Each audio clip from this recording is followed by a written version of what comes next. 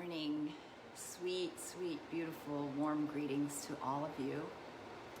And I want to bring you into this morning space here. I'm on the West Coast. It's 9 in the morning for me. I'm not sure what time it is for you, but thank you for being here.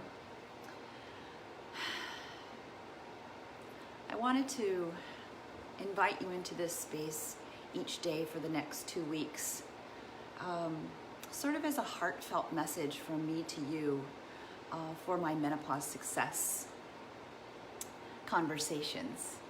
We're going to be covering parts of my book that I wrote, Aromatherapy for Menopause Success.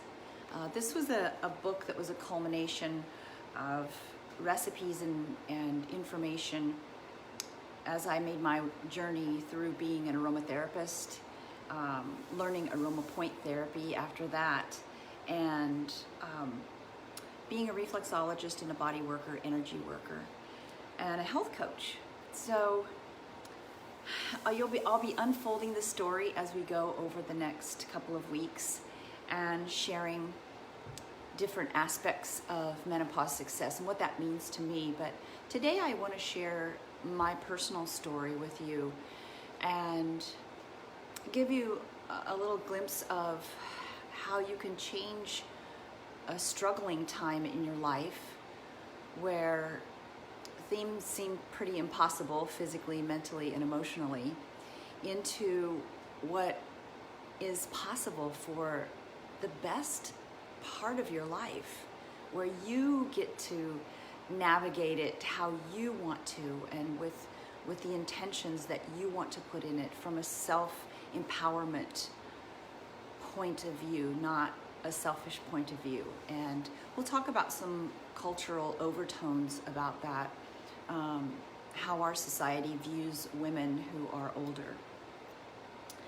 I began having menopausal, premenopausal, perimenopausal symptoms when I was in my mid to late 30s. I didn't have any background knowledge of what my mother went through in menopause. I didn't have any real base for what's happening to my body. And so I felt very out of control and very disempowered. Good morning, Michelle. I'm so happy that you're here. So I went, through the Western medicine pathway and was misdiagnosed, was given a whole list of medications to take that made me feel even more out of my body and not myself. And I was having depression, all those kinds of things, mood swings, very erratic menstrual cycles, and just not understanding it all. So I turned to natural medicine. I always had a really deep love for plants and plant medicine. And so I turned back to that. I turned back to Mother Earth to say, Mother Earth, how can you help me heal? And I discovered aromatherapy. I discovered body work. I discovered reflexology. And that just really began my journey. So I felt it was really important to write this book to help women understand from the scientific aspect what their bodies are going through, what's happening with estrogen, progesterone, cortisol, insulin, the thyroid hormones, all of that. And I've made some of my own self-discovery along the way, like, whoa, some aha moments that have been really important on my journey to helping others. But then what I realized along the way is that this isn't just about me. This is about this tribe of women that want connection. They want connection to that ancient wisdom that has been erased from our society that women shared. Because we don't live in a society that values women as they age, and our families are scattered to different parts of the world as we grow up, that we don't get that one-on-one contact with our grandmothers or our great-grandmothers, or sometimes even our mothers, to know those stories, to help your body make this passage into your menopausal years. So, and also taking that womb space that we've birthed children from, even if you haven't had children, there's this place in the womb that we reconnect to as our safety region, where we feel comforted and safe. And some women have had that space violated as well. And so part of what Menopause Success is to me is reclaiming that vibrancy, reclaiming that part of you that you've lost along the way, and coming back into your own power to now create the beautiful, rich, intense life that you want to have, whatever that looks like. And so that's part of what I help women do, is to really be able to come back into their own bodies, find that beautiful home space in their bodies, and nourish it in so many different levels. And I'll be sharing with you over the next couple of weeks how I have learned to nourish my body. I just finished teaching a whole weekend of aroma point therapy for body workers, and there were some amazing students, amazing wise women in this group, and individuals who could really identify with the feminine, and bringing them into this circle, into this sacred circle, teaching them that now you're, and you included, now that you're part of this wise woman group, you're going to be learning on the spiral. All of our learning, as I've known it up until this point in my life, has been on a linear level. You learn information, you take a test, you get a certificate. That's the linear level. And all of our education system is set up that way. And part of what I want to do and help women to be able to do for themselves and then for their family and for their community is to start learning and teaching on the spiral. And I think of that beautiful DNA that we have that has that spiral. So we were designed, we were created to be learning on this spiral. And so as an aromatherapist and an aroma point therapist, the oils are helping to guide us along this spiral. And there's no competition in it, so that's really nice to know that I'm not competing with anybody or anything. It's just where I want to go with my personal journey and where I want to help other women and people who identify with the feminine to make that journey as well.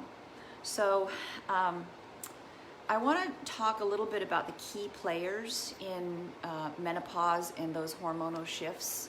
Hi, Juliet. So nice that you're here. Some of these hormonal players. And, you know, these are important players also for women, not just going through menopause, but women postpartum. Women who are trying to get their hormones back balanced after they've had a baby. And they have all these other responsibilities too. So I'm speaking to a larger audience, really, but what I'm saying is for any women who have hormonal imbalances or who are trying to get their hormones balanced, including those mamas, those new mamas, and reclaim that pelvic space too. So some of the players, estrogen and progesterone, I think are most talked about in mainstream. Insulin plays a factor in it. Your thyroid hormones play a factor in it. And I like to look at them all as like these dominoes that are lined up. So if one is weakened and starts to tip, it's going to tip the next one and the next one and the next one. So I kind of want to talk about the kingpin of all these hormones, especially as we live in a society that experiences so much stress, so much tension. I feel about this tension. We talk about some of the biological terrains of the body, and hypotonic or hypertonic is that tense space that the body gets into. And we can reflect it. We can reflect it back into what's happening in our society now with this. There's been a lot of polarization up to this point with COVID and our election and different world events. So we've been put into this hypertonic or tense state. And what that does is that affects your adrenals and the production of cortisol. As we age, we become less stress tolerant. Okay? Less stress tolerant. And so it makes it even more important to find ways through self-care, different rituals, however you want to do it, preferably not with alcohol, that to tend those adrenals, tend that cortisol. When cortisol levels rise, then so do insulin levels and cravings for carbs and sugary foods. So you can see how the cortisol and the adrenals then start to tip the insulin. When that starts to tip, that domino that controls the thyroid starts to tip. And I think that's why we see a lot of women with Hashimoto's hypothyroid. Because when a tense body stays tense for a long time, it's like a rubber band snapping. When that rubber band snaps, then they go into hypotonic or a weak state. And hypothyroidism is that weakness of the thyroid. So kind of remember, this is like that dominoes game where those one starts to tip, they're all going to tip. Let's think about cortisol and your stress management as that beginning point that you might want to look at. So always giving nurturing, loving assistance to the adrenals. So I want to talk about an oil that I have that I really love for that, and this time of year really brings it into play. I like to work with the spicy, pungent oils when I'm coming into fall and winter. They're very warming, very nurturing. Nutmeg is the one that I've chosen today. I dilute nutmeg 50% with a organic clear jojoba oil, and just smelling it is wonderful. But I'm going to show you a point to put that on. So if you find your natural waist, just where your natural waist is, okay, right above of the hips there, and you slide your thumbs back to the spine, and then you drop down just an inch. You're gonna find a little divot there. It's pretty easy to find. Find your natural waist, run your thumbs back there, see if you can see this, and then drop down about an inch. Okay, that is called governing vessel 4 or GV4. In Chinese medicine, they call this point, and I love this, this is so beautiful, they call it destiny gate. And I really feel like we're on this journey, this pathway, and it's your destiny, it's your birthright to make this the most beautiful time in your life. So what a better way to give nourishment to those adrenals through this destiny gate and sort of tap into this portal of possibility. This portal of possibility for this time in your life. It just feels so good.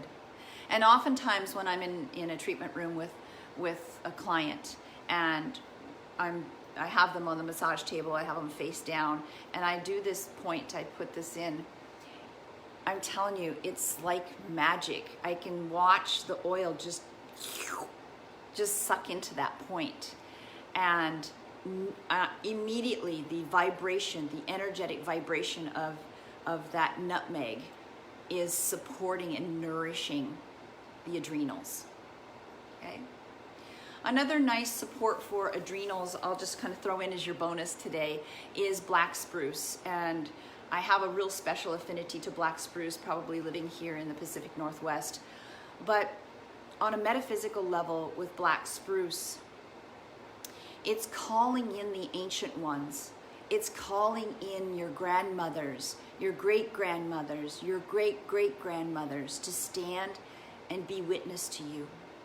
And the energetic fragrance of black spruce is to bring everything into the center, allow you to stand in your truth, allow you to be strong within your visions of what you want for yourself, and for those ancient ones to hold you and support you and guide you. So I like to take black spruce, put a few drops on my hands, rub my hands together. Of course, I cup them and smell it. And then I place one hand over my womb and one hand on my sacrum, on my low back. And just sit there with it. And just invite those ancient, beautiful ancestors to come in and be with me and guide me. It's just a really nice way through the spirit of the plants and the plant medicine to come into yourself. When I start my day every morning, I start it with one particular oil. I refer to this oil as the reset. So I'll give you another bonus point today. Let's just get this party off to a big bang. It's bergamot or bergamot. It's diluted to 25%. Oh, and the black spruce is diluted to 50%. Bergamot is a 25% dilution. And I place a drop on my finger. And then I place my fingertips together for even distribution. And there's a point in your ear. If you come from the top of your ear and roll down into the top deep valley, the first deep valley that you come into, that is the Shenmen, the ear Shenmen point. And bergamot on the Shenmen point, in the biofeedback studies that they've done scientifically with it, helps to balance the left and right hemisphere of the brain. I'm starting to get a little sway with it. I can feel it working already. Balancing the left and right hemisphere of the brain and dropping you into a state of parasympathetic. Just relaxing the nervous system. Therefore, turning the volume down on those adrenals.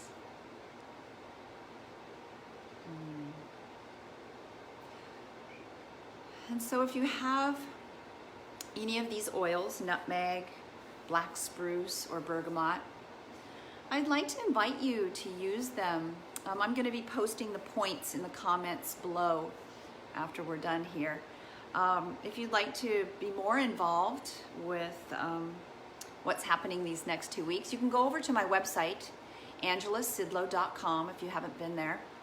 And you can sign up for the mailing list, and that will give you instant access to the hormone mapper.